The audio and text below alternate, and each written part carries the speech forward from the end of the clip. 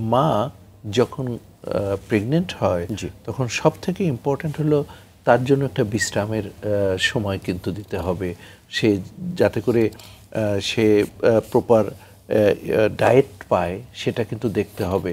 এই বিষয়গুলো কিন্তু আমাদের দেশে খুব ওইভাবে কনসিডারেশন নেওয়া হয় না। দেখেন বাংলাদেশে বলে যে women it last and least, সে মহিলা সে প্রেগনেন্ট হোক, নন প্রেগনেন্ট হোক, অ্যাডোলেসেন্ট হোক, মেয়েরা শেষে খাবে এবং কম খাবে, এই রকম একটা সংস্কৃতি কিন্তু এখনও আছে। তো সেইখান থেকে দূরে করতে হবে। সে মার যে ওই সময় বাড়তি খাবারের দরকার সেটা কিন্তু এনশিওর করতে হবে। এটা পরিবারের, এই জন্য বললাম যে পরিবারের একটা বিরাট ভূমিকা আছে, পরিবারের অন্য অন্য সদস্যরা এটা এনশিওর করতে হবে।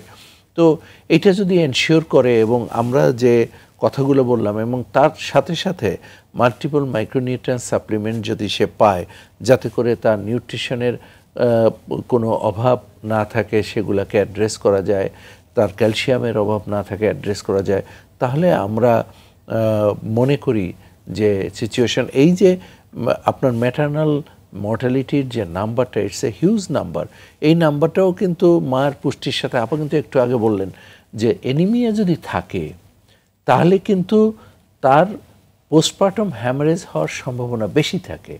দেখেন একটার সাথে একটা কতটা লিঙ্কেজ। এবং পোস্টপার্টাম হ্যামারেজ বাংলাদেশের, অর্থাৎ প্রসব প্রসবের পরে রক্তক্ষরণ, এইটাই কিন্তু অন্যতম একটা কারণ আমাদের মাতৃমৃত্যুর। সেটাও কিন্তু অনেকাংশে আমরা এটাকে দূর করতে পারবো। তো সেই বিষয়গুলোকে ভালোভাবে নজর দিতে হবে। অবশ্যই বাংলাদেশে প্রায় 100, এই যে একটু আগে বললাম দুশ্চিন্তার কথা যে এএনসি সার্ভিস কমে যাচ্ছে, তো এসএমসি কি করেছে, প্রায় 112টা উপজেলায় আমরা নিবিড়ভাবে কমিউনিটি মোবিলাইজেশন প্রোগ্রাম আছে, সেখানে কিন্তু আমরা প্যারামেডিক্সকে অ্যাড করেছি সার্ভিসে, অর্থাৎ প্রেগনেন্সি কেয়ার। প্রতিটা উপজেলায় এটা রয়েছে, যাতে করে অ্যাটলিস্ট 4টা এএনসি সার্ভিস তারা পায়, তারা কাউন্সিলিংটুকু পায়, যেটা আপা বলছেন।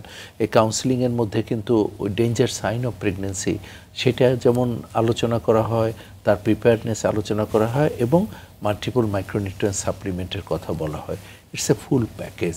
এবং তাকে বলা হয় যে তারা যাতে সেন্টারে ডেলিভারি করে। তো সেই আলোচনা সারা দেশে আছে। সারা দেশে আমাদের যে নন গ্র্যাজুয়েট মেডিকেল প্র্যাকটিশনার রয়েছে, অর্থাৎ তারা ব্লু স্টার আমরা বলি, এই ব্লু স্টার কিন্তু আমাদের 12,000-এরও বেশি ব্লু স্টার নেটের মতো সারা দেশে আছে। তাদেরকে বেশি প্রশিক্ষণ দিয়েছি, তারা প্রেগনেন্সি কেয়ার সার্ভিসটা দিচ্ছে।